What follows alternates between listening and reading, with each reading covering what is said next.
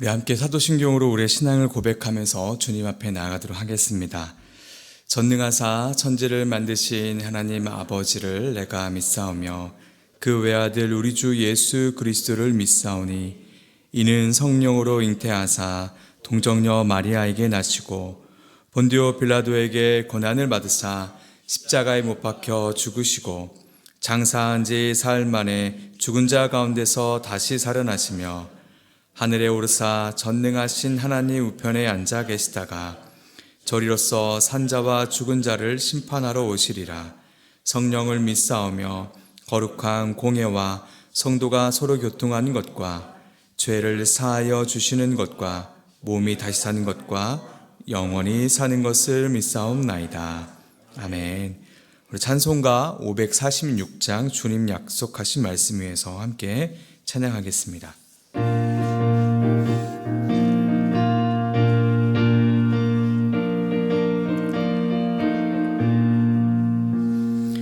주님 약속하신 말씀 위에서 영원토록 주를 찬송하리라. 소리 높여 주께 영광 돌리며 약속 믿고 굳게 서리라. 굳게 서리 영원하신 말씀 위에 굳게 서리. 굳게 서리 그 말씀 위에 굳게 서리라. 주님 약속하신 말씀 위에서 세상 염려 내게 엄습할 때에 용감하게 힘써 싸워 이기며 약속 믿고 굳게 서리라. 굳게 서리 영원하신 말씀 위에 굳게 서리. 굳게 서리 이 말씀 위에 굳게 서리라.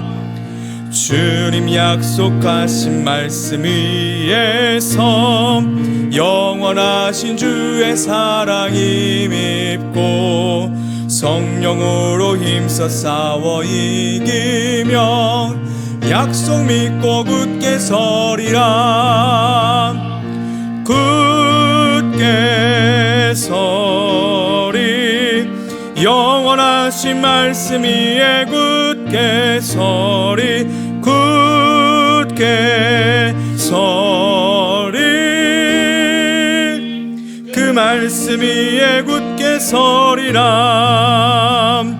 주님 약속하신 말씀 위에서 성령 인도하는 대로 행하며 주님 품에 항상 안식 얻으며 약속 믿고 굳게 서리라.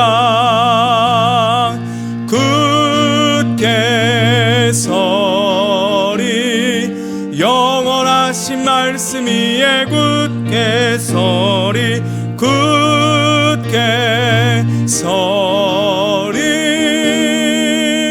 그 말씀 위에 굳게 서리라. 아멘. 오늘 함께 살펴본 말씀은 창세기 13장 1절에서 13절까지 말씀입니다. 창세기 13장 1절에서 13절까지 말씀입니다. 우리 교독에서 하나님의 말씀을 함께 받겠습니다. 아브라함이 애굽에서 그와 그의 아내와 모든 소유와 롯과 함께 네겝으로 올라가니 아브라함에게 가축과 은과 금이 풍부하였더라. 그가 네게부에서부터 길을 떠나 베델의 이름에 베델과 아이 사이 곧 전에 장막 쳤던 곳에 이르니 그가 처음으로 제단을 쌓은 곳이라. 그가 거기서 여호와의 이름을 불렀더라. 아브라함의 일행 롯도 양과 소와 장막에 있으므로 그 땅이 그들이 동거하기에 넉넉하지 못하였으니 이는 그들의 소유가 많아서 동거할 수 없었음이니라. 그러므로 아브라함의 가축의 목자와 롯의 가축의 목자가 서로 다투고 또 가나안 사람과 브리스 사람도 그 땅에 거주하였는지라. 아브라함이 롯에게 이르되 우리는 한 친족이라 나나 너나 내 목자나 내 목자나 서로 다투게 하지 말자. 내 앞에 온 땅이 있지 아니하냐. 나를 떠나가라. 내가 좌하면 나는 우하고 네가 우하면 나는 좌하리라. 이에 롯이 눈을 들어 요단 지역을 바라본즉 소알까지 온 땅의 물이 넉넉하니 여호와께서 소돔과 고모라를 멸하시기 전이었으므로 여호와의 동산 같고 애굽 땅과 같았더라. 그러므로 롯이 요단 온 지역을 택하고 동으로 옮기니 그들이 서로 떠난지라. 아브라함은 가나안 땅에 거주하였고 롯은 그 지역의 도시들에 머무르며 그 장막을 옮겨 소돔까지 이르렀다다. 소돔 사람은 여호와 앞에 악하며 큰 죄인이었더라. 아멘. 하나님의 부름을 받은 아브라함은 75세에 드디어 가나안 땅에 들어갔습니다. 아브라함은 베델과 아이 사이에서 제단을 쌓고 하나님께 예배를 드리고 여호와의 이름을 불렀죠. 그리고 점점 남방으로 이동했는데 땅에 기근이 찾아옵니다. 기근이 너무나 극심했기에 아브라함은 가나안 땅을 떠나기로 결심하죠. 아직 믿음이 연약했기에 눈에 보이는 그 풍성함을 따라서 아브라함은 애굽으로 내려갑니다. 그곳에서 자기 아내 사레를 누이라고 속이고 자기 목숨을 부지하고자 했습니다. 심히 아름다웠던 사레가 애굽의 바로의 눈에 들어왔고 바로는 사레를 궁으로 데려왔습니다. 그리고 결혼 지참금으로 양과 소와 나귀와 낙타와 심지어 노비까지도 선물해 주었죠. 그러나 그 일로 여호와께서 바로의 집에 큰 재앙을 내립니다. 하나님의 보호하심으로 사레는 다시 원래의 자리로 돌아올 수 있었습니다. 하나님께서는 믿음이 약한 아브람을 책망하지 않으시고 그 연약함을 아시고 오히려 복으로 바꿔 주셨습니다.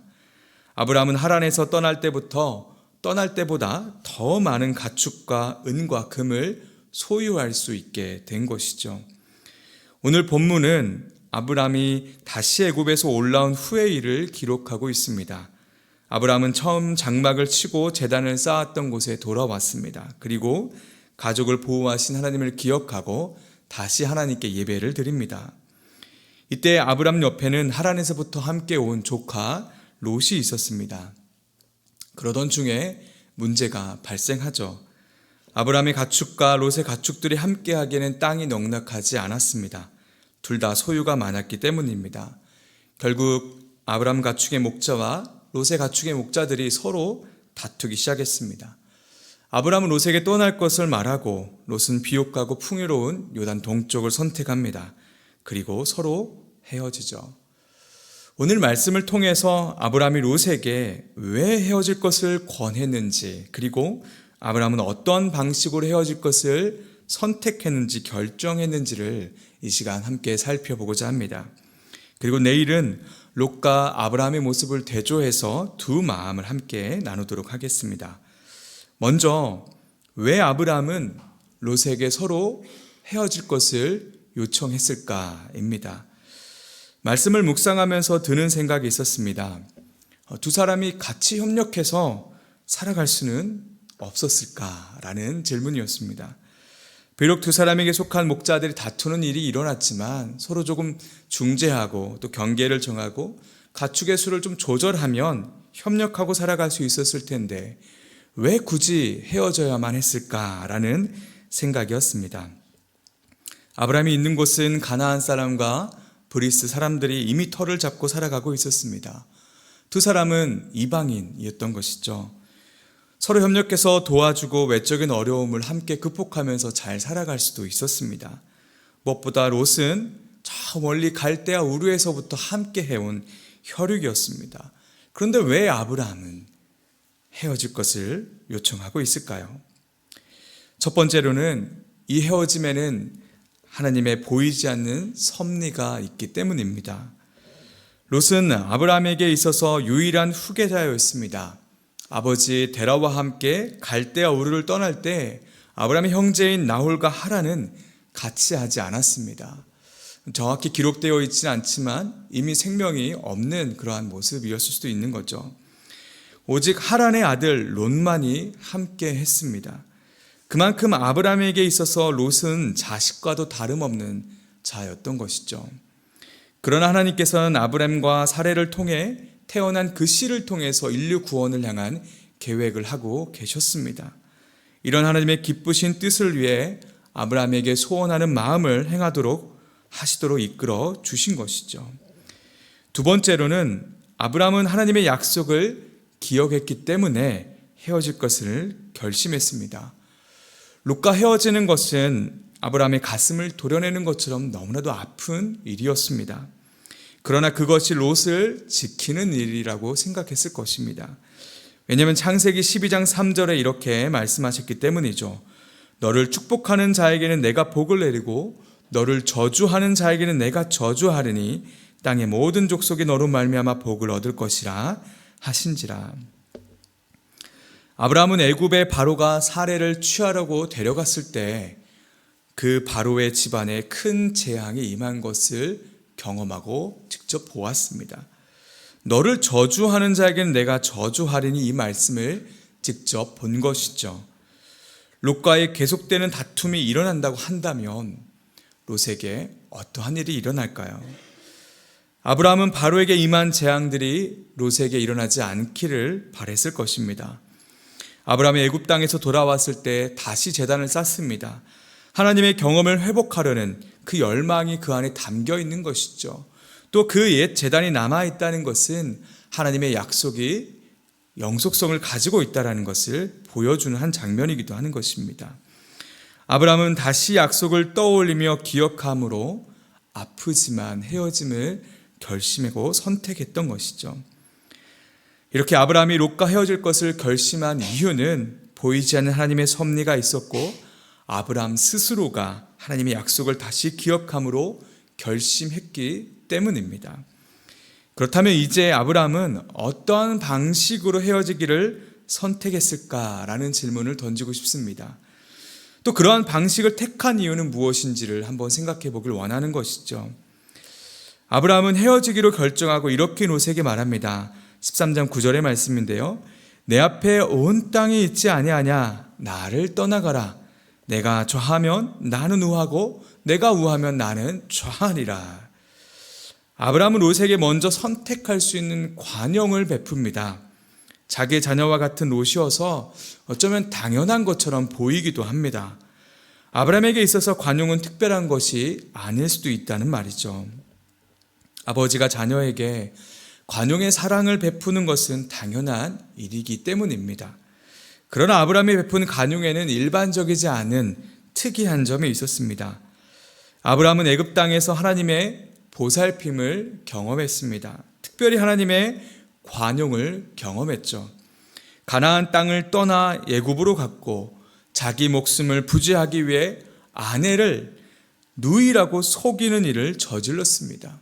누가 봐도 하나님의 징계를 받을 만한 일이었지만 하나님께서는 단 한마디도 책망의 말씀을 하지 않으셨습니다. 오히려 바로를 다루시고 아브라함을 보호해 주셨습니다. 하나님의 관용, 하나님의 긍휼, 하나님의 용서를 아브라함은 경험했던 것이죠. 늘 인생의 경험은 우리 삶에 진한 흔적을 남깁니다. 그리고 우리의 방향을 결정합니다.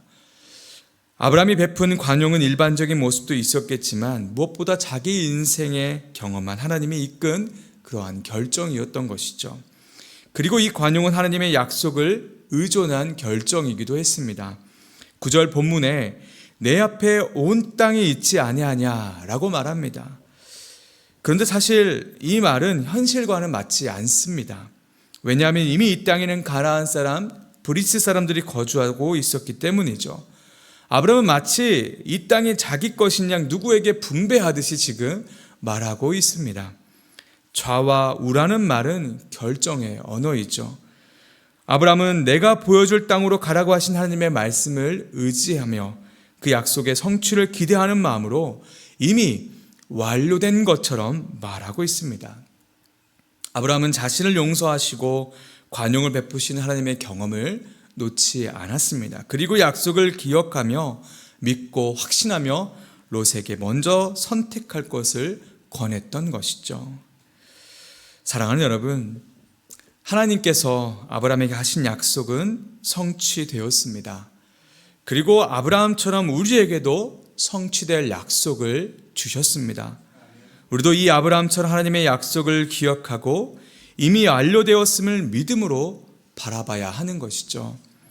마태복음 28장 20절에 이렇게 말씀하십니다. 볼지어다 내가 세상 끝날까지 너희와 항상 함께 있으리라.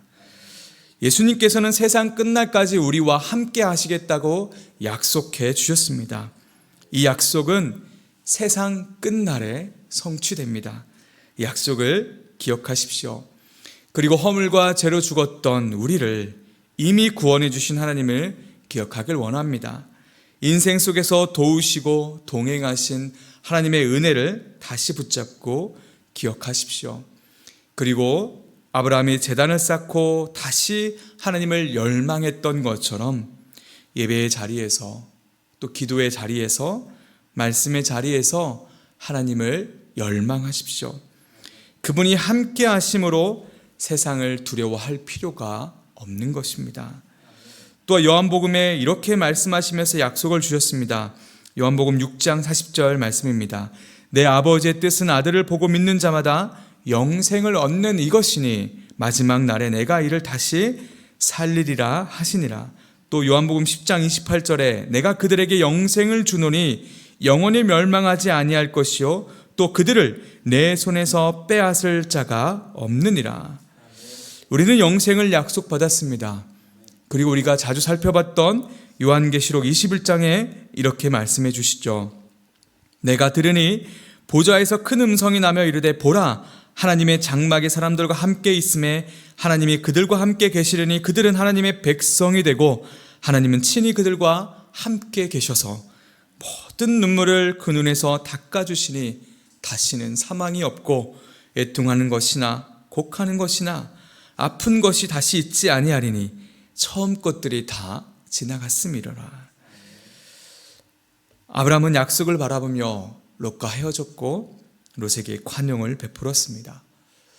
우리에게도 영생과 새 하늘과 새 땅에서의 회복이 약속되었습니다. 우리로부터가 아니라 하나님으로부터 이 약속이 우리의 것이 된 것이죠. 그러니 이 땅에 목숨을 걸 이유가 없는 것입니다. 보이지 않는 하나님의 나라, 영원한 생명을 누리고 모든 눈물이 닦이고 사망과 애통이 없고 아픈 것이 없는 그 나라에 우리의 시선을 두어야 합니다. 조금은 여유롭게 세상을 살아가셔도 됩니다. 조금 부족해 보여도, 조금 손해보는 것 같아 보여도 우리는 이미 넉넉한 자들입니다. 그런 마음으로 우리를 만나는 모든 이들에게 그 약속을 믿음으로 조금씩 옆자리를 내어주는 오늘 하루가 되기를 간절히 소망합니다. 이 시간 우리가 기도하겠습니다. 기도할 때 첫 번째로는 우리에게 주신 하나님의 약속들이 있습니다. 하나님의 약속을 붙잡는 우리가 되게 하여 주시옵소서. 두 번째로는 이 땅에 구속된 인생이 아니라 하나님 나라의 시민으로 이미 넉넉한 자임을 인정하고 베푸는 인생이 되게 해달라고 기도했으면 좋겠습니다. 마지막 세 번째는 1교구 오남 다락방을 위해서 매일 말씀과 기도로 하루를 시작하며 가정과 직장에서 삶의 예배를 온전히 드리는 다락방이 될 수 있게 해달라고 우리 함께 이 세 가지의 기도 제목을 놓고 기도하며 나아가겠습니다. 주님 감사합니다. 주님 우리에게 주신 약속의 말씀들이 있음을 고백합니다. 아브라함에게 주신